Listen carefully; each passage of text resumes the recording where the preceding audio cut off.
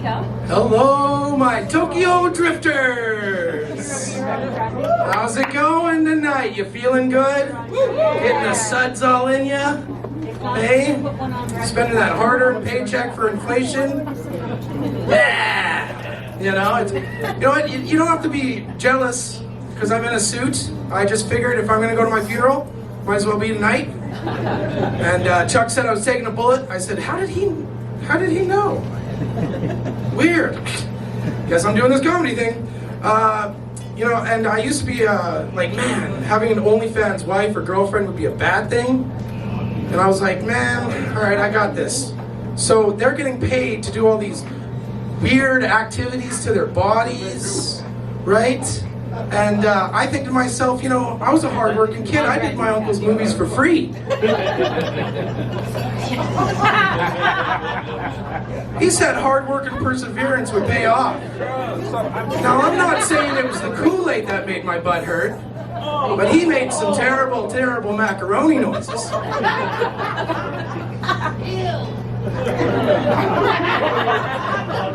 That kind of attitude will not take you to the top, I'm telling you. He did say, though, that I was a good power bottom. I said, I don't like playing football. But, no, honestly, what's on my mind nowadays is nepotism. These guys that have, they get their jobs, six-figure jobs from their dad, and then they play this game. I'm shaking like I have the DTs. They get their job, and they get their money, and then they come and they hide within the poor people, and they have to play this game called hide the privilege, until they're actually useful, Like there's this one guy I know, he keeps saying that he left this six-figure job for comedy, dropped everything, but then I see him fly from New York to Edmonton in one day, and I was like, motherfucker, I'm riding my bike to work? So why, Josh? Why bring up this? Why bring up the struggle of a comedian? Well, that's where good art comes from. Where do you think we say when we say, oh, he's our favorite comedian? It's usually George Carlin, Eddie Murphy. These guys came up in New York when it was bad, crack-ridden. And I said, you know what? Now's the time to ride the LRT. Get some jokes. Hey?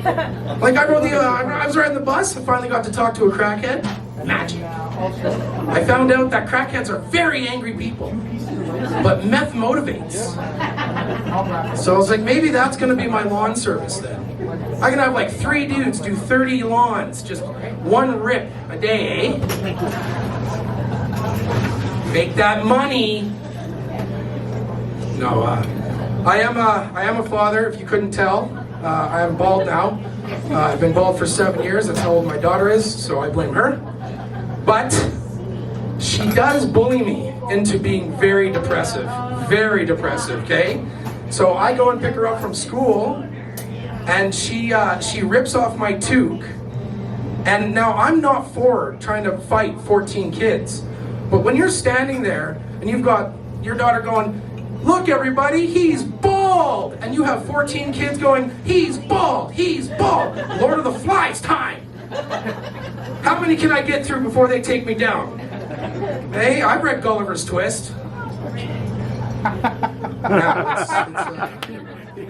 Get you guys back into a little bit of rudeness, right?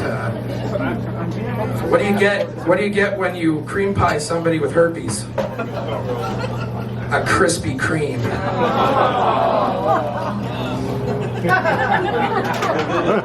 I love that noise, because that's a laugh like a fart.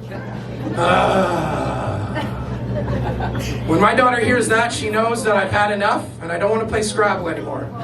Instead of flipping the board, I just go, right? My wife though, she said that I need therapy because kind of a messed up kind of dude. I grew up in Winnipeg, Manitoba. Woo! Hey, look at that, eh? Elmwood for life, right? So she's like, you got to go to therapy, and I said, okay, perfect. I found this place on the south side, Thai massage therapy.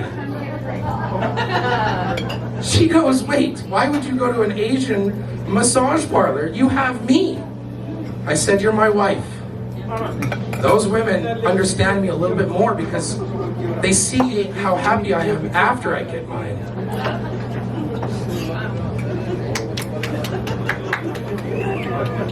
It's okay.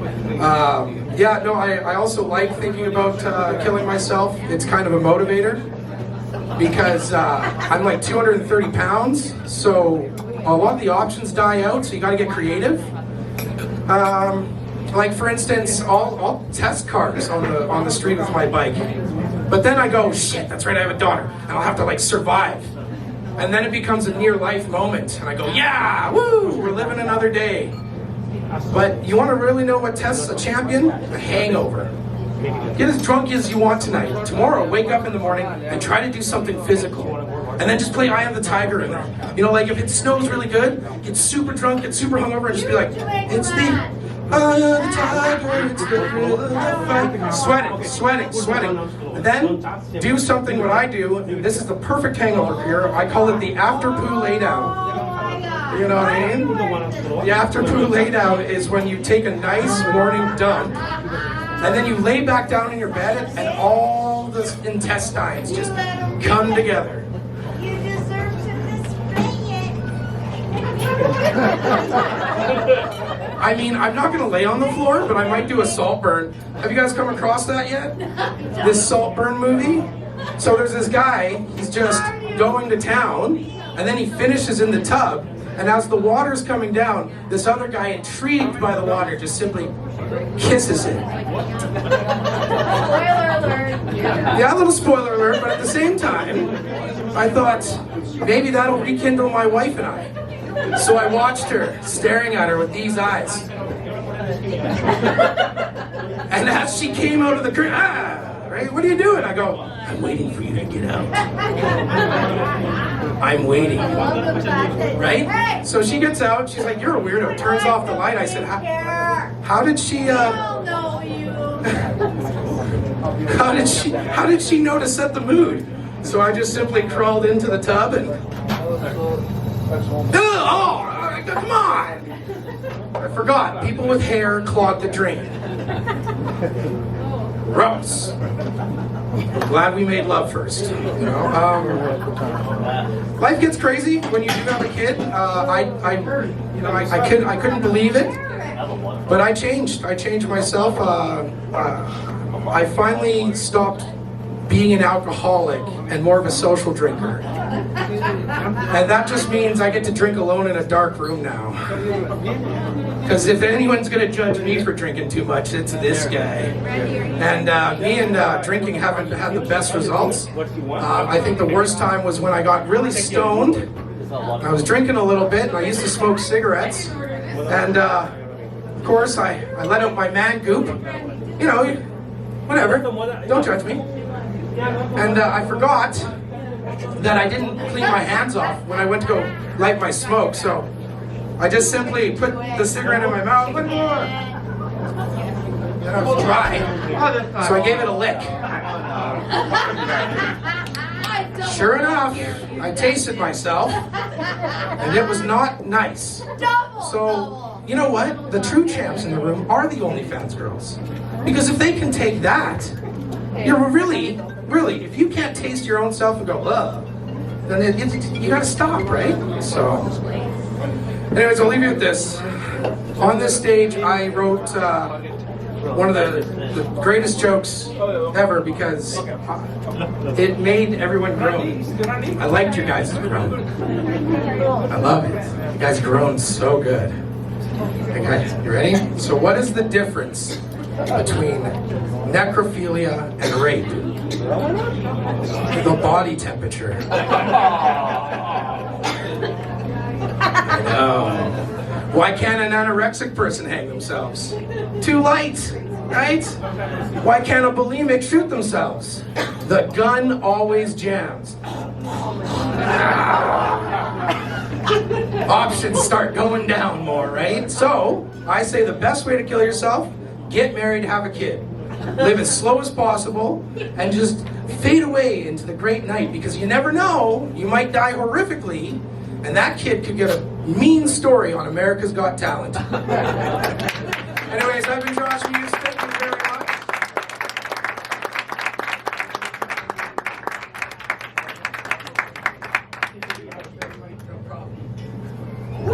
Thank you, George. Way to go.